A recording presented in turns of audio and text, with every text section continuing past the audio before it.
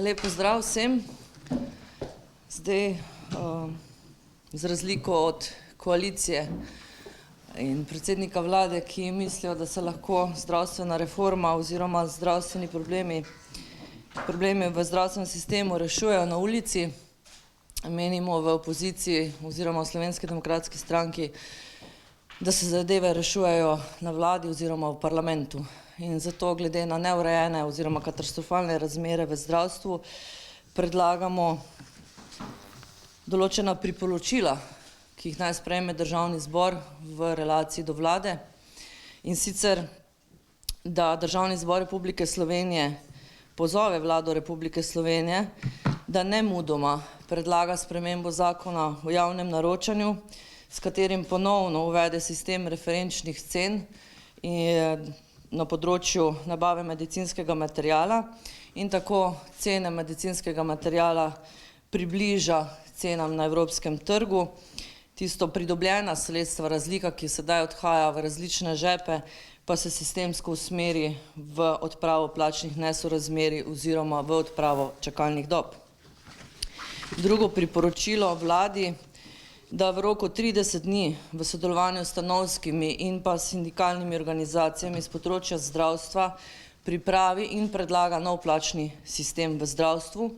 Istočasno pa se vladi predlaga, da pripravi predlog za odpravo plačnih nesorazmerij v vseh ostalih delih javnega sektorja ter prične pogajanja za nov plačni sistem s tistimi deli strokovnega dela javnega sektorja, ki predstavljajo neko zaokroženo celoto in ki želijo bodisi poseben plačni sistem, bodisi poseben steber znotraj dosedanjega okvirja plačnega sistema.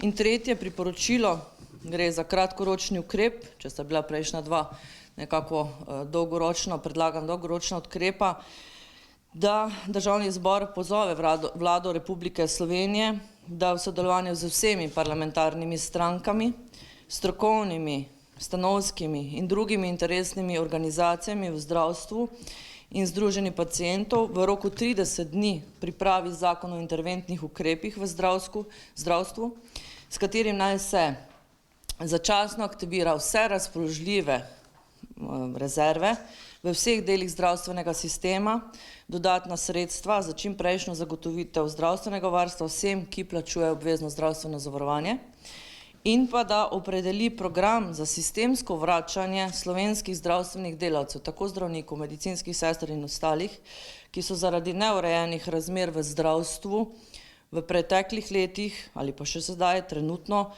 in zaradi neustreznega vrednotenja njihovega dela odšli v tujino in v bistvu tam poiskali svoj kruh. Toliko. Za vprašanje. Ja, gospod Godec, mogoče kakšna torej stališče stranke do današnje in pa jutrišnje stavke, te danes torej del pacientov, vse kako so se imenovali, jutri pa torej Fides.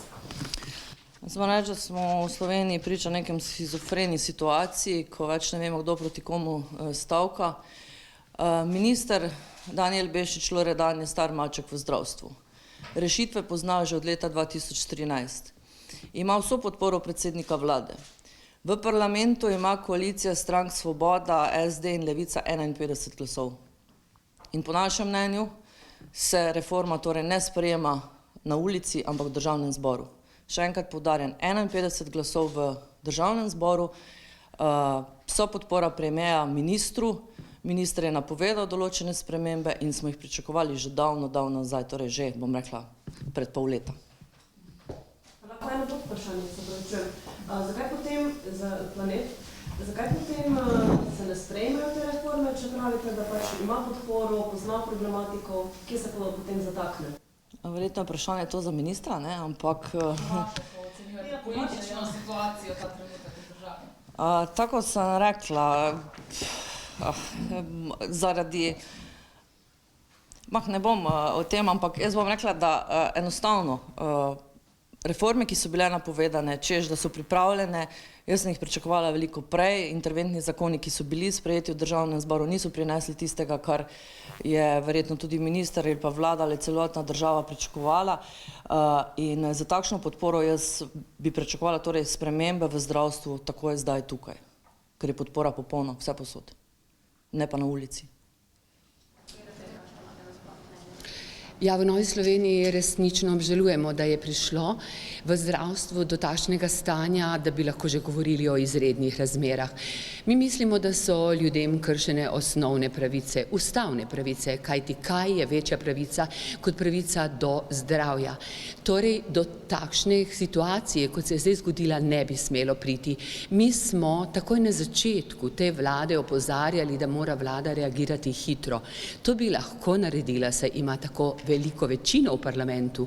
Po drugi strani je ravno Gibanje Svoboda že pred volitvami obljubljalo rešitve v zdravstvu in verjetno tudi zaradi tega doseglo dober rezultat. Žalosti nas in čudi nas, da se v resnici v teh pol leta ni naredilo nič takega, kar bi razmere izboljšale.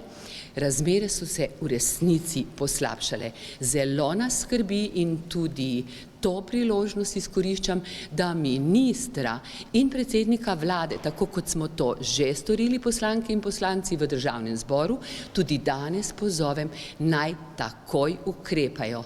Ne bomo rešili teh zadev na ulici in s protesti, ampak z takojšnjim ukrepanjem, da bojo začele ambulante osnovnega zdravstva, to se pravi na lokalni ravni, družinski zdravniki in specialisti nemudoma delati in nuditi ljudem storitve, za katere ljudje vsak mesec plačujejo.